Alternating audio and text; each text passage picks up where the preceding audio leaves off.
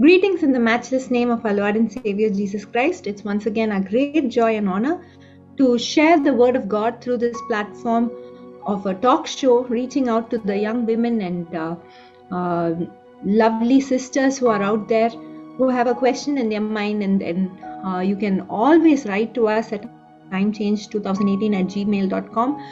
We are diligently praying for all those who are writing to us, and we are seeing that God is doing mighty miracles in the lives of the sisters. And today we have all come across a very sad incident that we saw in the news about a young girl who's in her grade 12, and she went through some sexual abuse. And the sad part is she was not able to share it with her own mother or her family members, but she did share the problem with her school principal, the very abuser's wife. She had shared it with her friends. Everyone knew about it except the parent, and no one actually helped her.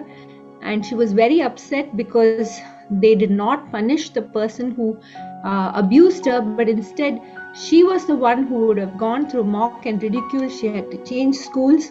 But the parent, I watched one of the interviews wherein the parent said that we saw such a big change in our daughter's behavior, and from class 11 she was a very good studying student, but all of a sudden everything changed about her, and she suddenly wanted to change the school in which she was studying 6 years, but we never knew the reason why.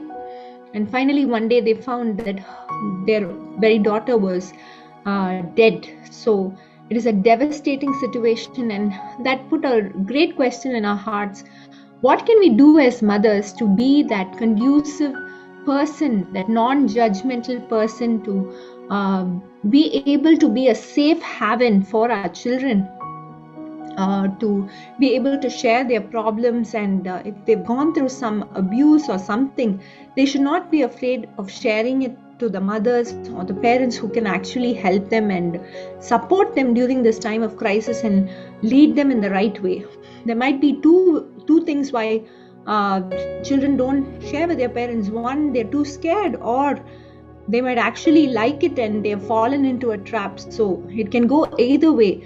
So in this situation, as mothers, as parents, as elders, how are we going to help our children to be that secret place, that safe haven, to open up their hearts and share it to us? How can we be the first person that they can open up to? So I have with me Pastor Monica Manoj, who's a wonderful mother and a counselor, who has counseled a lot of people and has heard their stories and been with them through the ups and downs. So Akka, what are your thoughts? How can mothers be that person whom the children can open up to without fear of prejudice?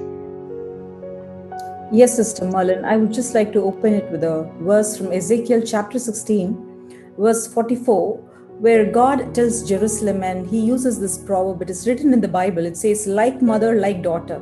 So it is said about Jerusalem. So when this very proverb is mentioned in the Bible, the likeness of it, I think it is more than saying that the world nowadays, it uses it, applies it in terms of the relationship between the mother and the daughter. If you ask me, the most pristine, the most purest relationship in any form, in any realm, could be the relationship between the mother and the daughter. It cannot be easily defiled, and it cannot be easily spoken ill of. And we know the nature of the relationship is so binding, and it is so pure, uncontaminated. The mother is the one who has the authority and who has the right, to dress up a child, to kiss her daughter, to unconditionally love her. She's the one who nurtures her, teaches her, coaches her, trains her. And nowadays we find many children, many daughters who have been raised without the father. We see many efficient widowed mothers, godly widowed mothers who raise their daughters, and we see them coming to good and great positions in society. But we don't come across many widowed fathers who raise their daughters successfully. I was just going through all the Bible characters, trying to see if there are any mother and daughter relationships, very effective mother and daughter relationships. Maybe we're not able to trace such a relationship, but I was led to Moses' mother, Jochebed, and her daughter Miriam. They forge a strong alliance, and the menfolk are not involved in the scheme that they make, and they want to protect Moses, who's the future savior of the people who are enslaved in Egypt. And they go hand in hand, and she takes the daughter into her confidence, so much so it reaches up to royalty. So both of them play a scheming game, and somehow we see that Moses is being sheltered from the sharks. Moses is being sheltered from the soldiers who come to kill all the male children. And then we see Moses becomes the deliverer. So it is a powerful relationship that is being spun between Miriam and Jochebed, and we see what ensues is Moses, who's the greatest gift that Israel could have ever had, and he leads them out of slavery. And one such other character is the Canaanite woman. She humbles herself.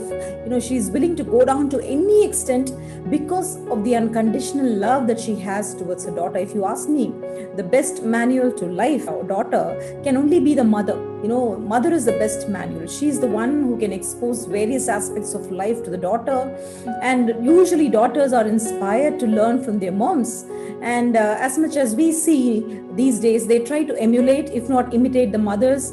They try to look at their mothers and learn from their ways, learn from their talk, learn from their mannerisms. Even the slightest mannerisms, they can easily develop. And so mothers should be very cautious, very careful in what they speak, in their conduct.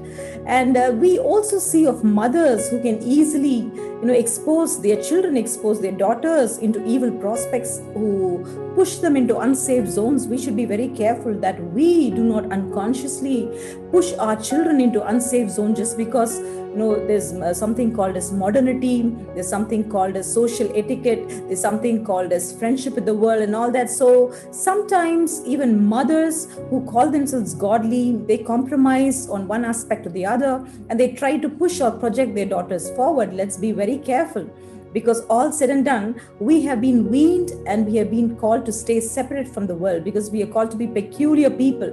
So every believer mother, even if your daughter is being entitled peculiar, it is okay, because she is going to be protected from all the wiles and evils of this world. And so what about this Canaanite mother? She goes and pleads with Jesus Christ. She wants her daughter to be delivered from the demons. At the same time, we see one other father called Laban. He goes and speaks to Jacob. Certain times maybe you can go and express your fears, express your anxieties to the person in question who's related to your daughter. Maybe it is a friend, maybe it is the spouse, whatever it is. Laban beautifully goes and he speaks to Jacob, and he puts God as the witness at Mizpah. He says, I'm going to put God as a witness so that you don't oppress my daughters and you don't take more wives. And he follows him all the way through, and he puts God as the witness between him and the son-in-law. Here, the Canaanite woman, she knows she cannot wield any authority. She cannot speak to the demon because the demon is so powerful that has obsessed her daughter. So she knows what to do. She's not going to speak to the demon. She comes and talks to Jesus Christ. Maybe the situation that you're facing right now as a mother or as a young mother with a teenage daughter, maybe you're not able to speak to that demon who's exercising or wielding control over your daughter's mind. You are called to do the same thing, what is given in the New Testament. When the Canaanite woman, she knows about the complexity of the situation, she comes and prostrates herself at the feet of Jesus. And finally, she sees to it that she gets the deliverance, through her humility. So many mothers, maybe if you're feeling proud or arrogant before any human relationship, that is okay, because you don't want to concede the details about what your daughter is going through, but you have to bear yourself at the feet of Jesus. There are no secrets, because God knows everything. If it is dignity that you seek, it is dignity that God can give, because there's a beautiful verse in the Bible that says, a godly woman is clothed in dignity and in strength, says the word of God. I will just read that verse to you. Proverbs chapter 31 verse 25. She is clothed with strength and dignity. She can laugh at the days to come. She opens her mouth with wisdom as the teaching of kindness is on her tongue. And her children rise up and call her blessed, her husband also, and he praises her. Many women have done excellently, but you surpass them all, says the word of God.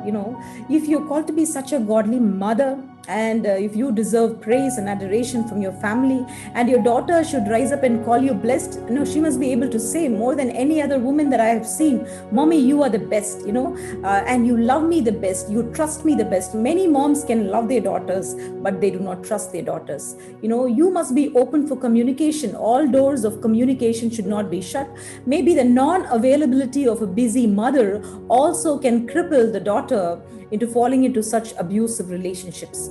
So a mother can never give the excuse that she's too busy. She can never be more busy than taking care of her daughter, looking into her emotions, her feelings, all that she's going through. Just one glance from the mother who knows her daughter very well, and she can easily detect if something is going wrong. And immediately she has to make her daughter sit with her and have a casual chat, win her confidence, win her trust, and also express, more than being sympathetic, you're called to be empathetic. You have to express your trust in her and also your distress about the person whom she's speaking about. You have to win the confidence of your child, but by showing compassion, and also win her trust by saying that you trust her, but not the new person whom she's talking about. Even if your daughter slowly, she trusts you and she opens up about the situation that is going on in her life, a mother, a diligent mother, a godly mother would be able to detect what kind of a person that man or that boy is in her life, who's playing all the mind games. It's a kind of coercive control that the abuser might be wielding over the victim. So it really takes time, it really takes prayer and dedication on the part of the mother, to get it out of that child. And even the recent episode, I think the mother, maybe she was not aware, or maybe she did not have the maturity enough to handle the situation, and she could not understand the complexity of the situation. Maybe the mothers might say, we've not seen all this during our generation. We've not been exposed to such things happening in our lives during our teenage years. But that is no excuse for us to, bypass all that is happening to our daughters, because the society has changed and we know all forms of evil are being let loose in the modern society. So we see different kinds of mothers who denigrate their daughters, even if the daughters tend to open up. There are those who denigrate the very character of the daughters, and the daughters feel so unsafe even in their very own house, and they feel ultimately that something is wrong with them. They end up in suicides, they end up in depression. There are mothers who despise their daughters. If they are opening up something that is very deep and secretive, there are those mothers who simply brush it off, who simply, despise all that the child is talking about.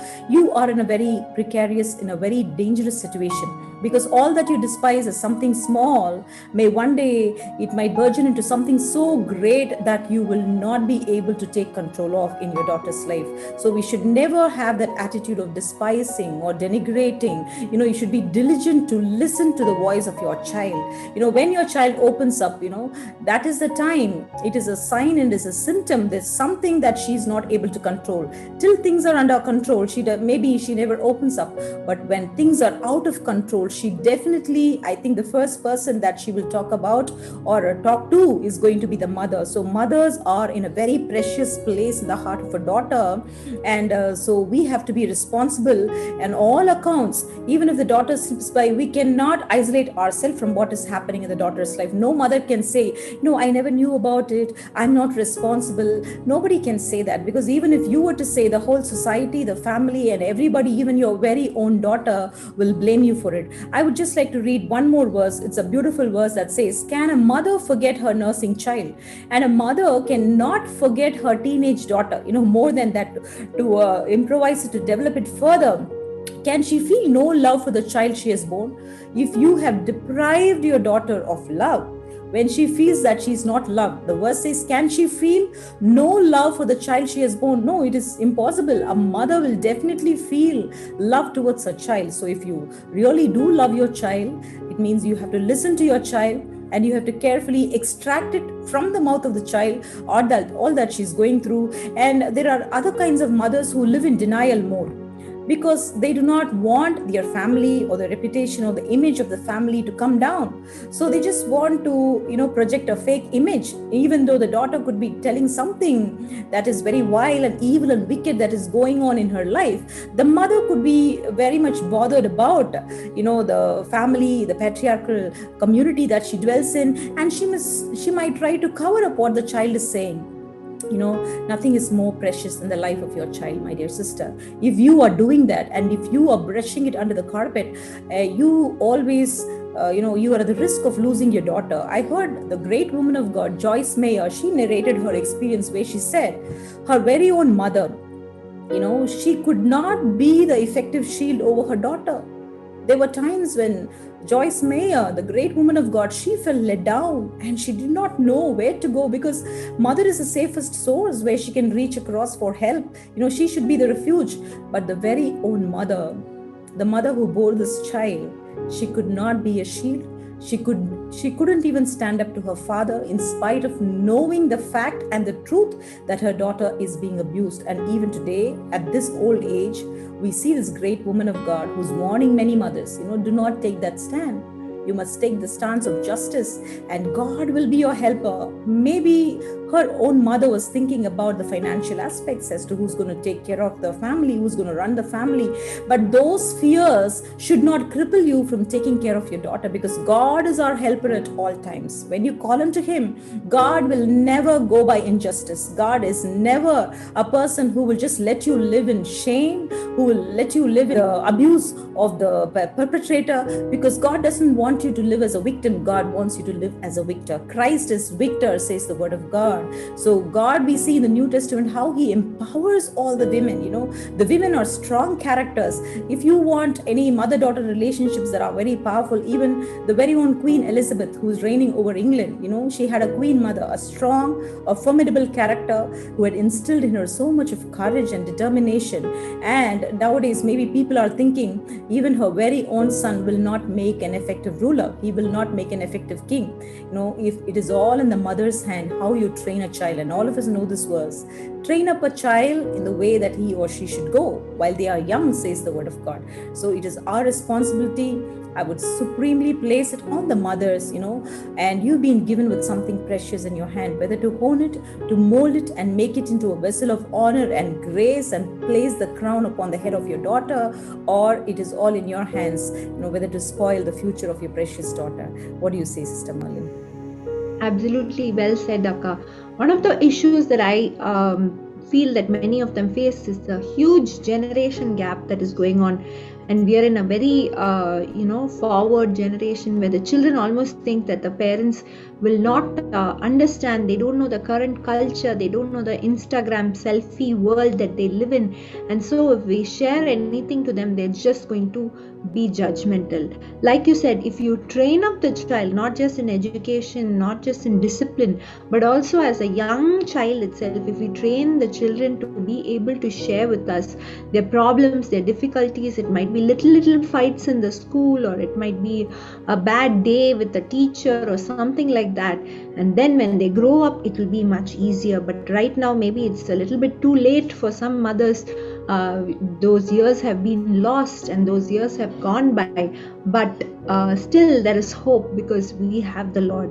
One of the things that we have to do is we have to be available for them. If a mother is not available at home, if they are not available for their children to be able to speak with them, and we are running after our own careers and our own lives, setting up our lives, fighting to hold your relationship between husband and wife, then definitely it's going to be a very difficult thing to be able to emotionally sustain the child. If your table talks are full of frustration and fights, the child will think, I don't want to strain and pain my mother even more. Or another reason could be the perpetrator or the abuser might be using some tactics where they're threatening the child, saying, if you ever expose me, I will bring shame on your parents. Maybe the child is in fact trying to protect the mother and the father from any kind of shame, and they are trying to hold it.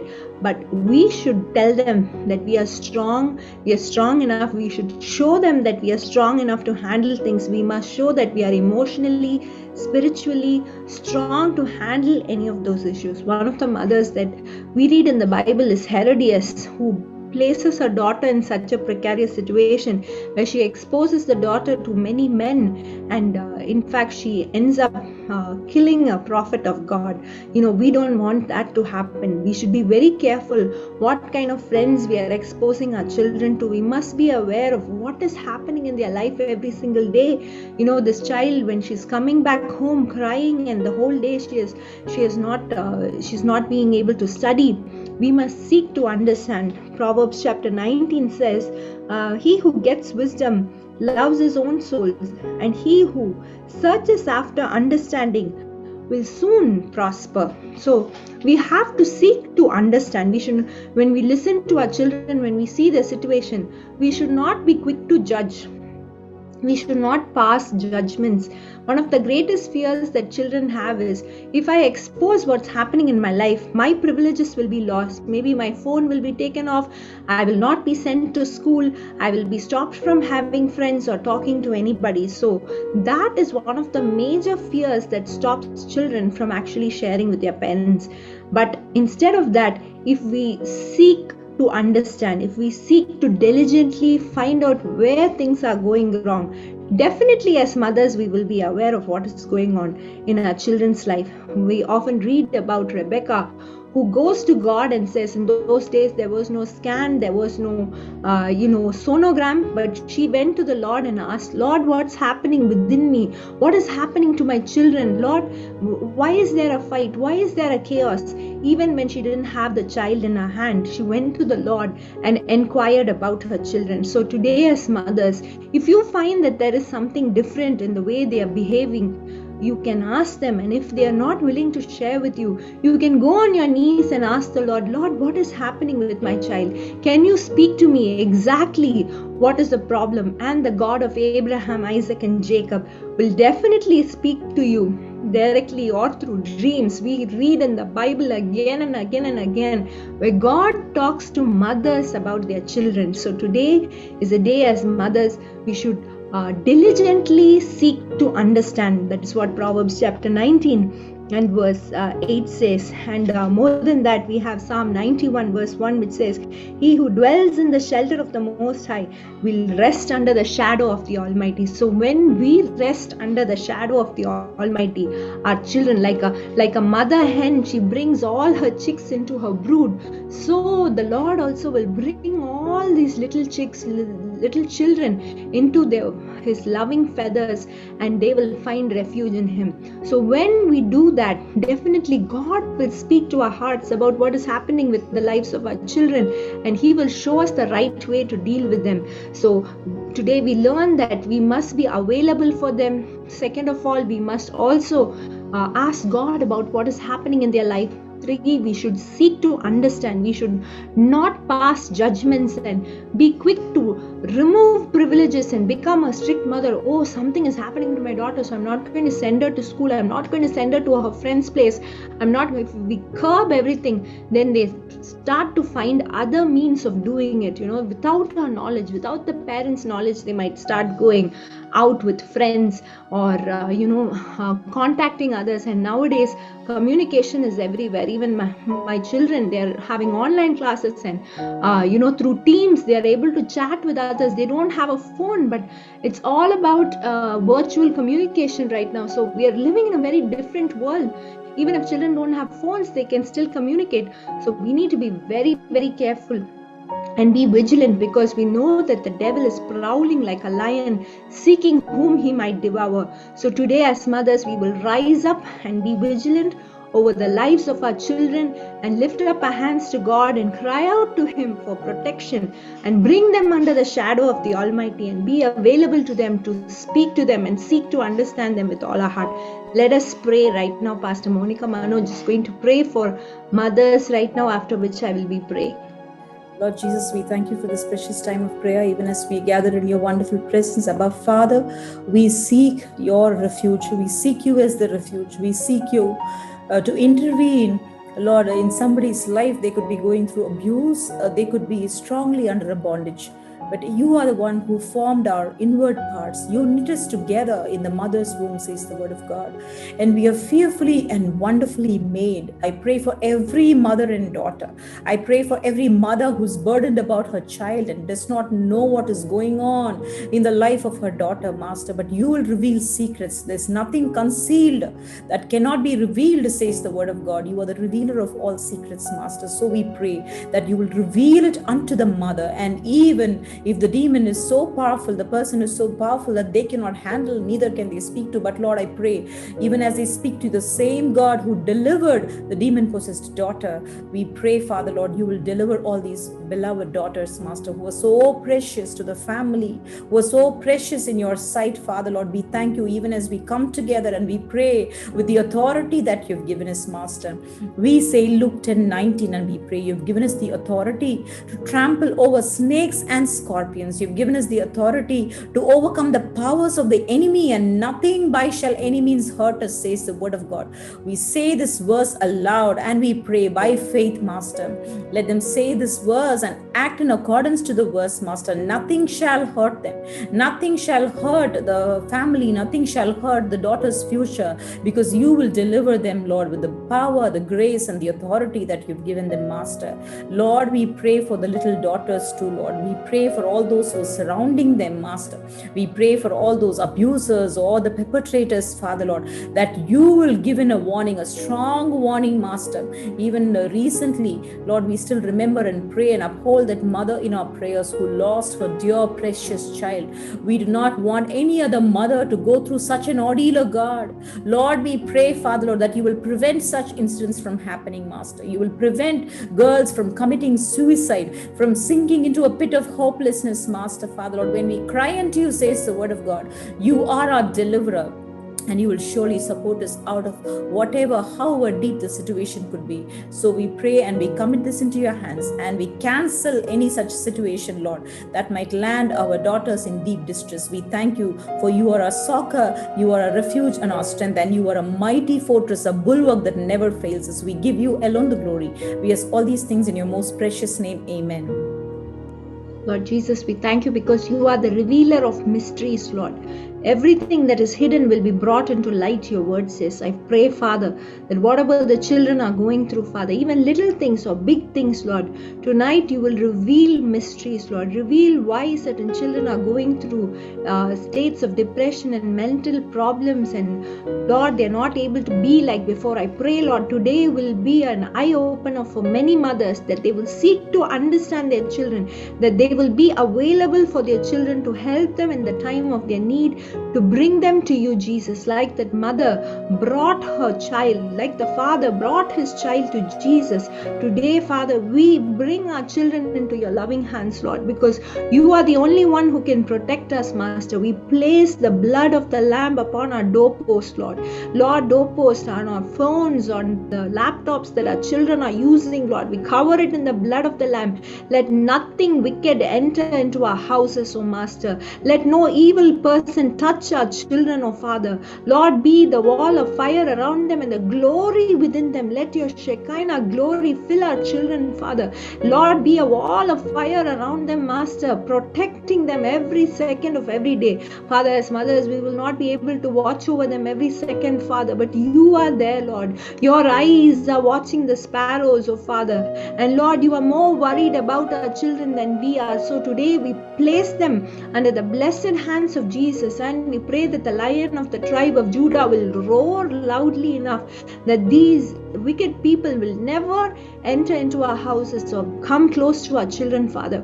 We pray for healing in families which have gone through abuses of children. Let it not harm them in any way, that their future not be stained in any way, Father. We pray that the children will be healed and they will come out of every depression and face the world once again with confidence and boldness, oh Father, and be protected. We thank you and we bless your holy name. In Jesus' most precious name we pray. Amen. Thank you for joining us once again. We'll meet you again next week with a different topic. Until then, it's goodbye and God bless you from myself and Pastor Monica Manoj.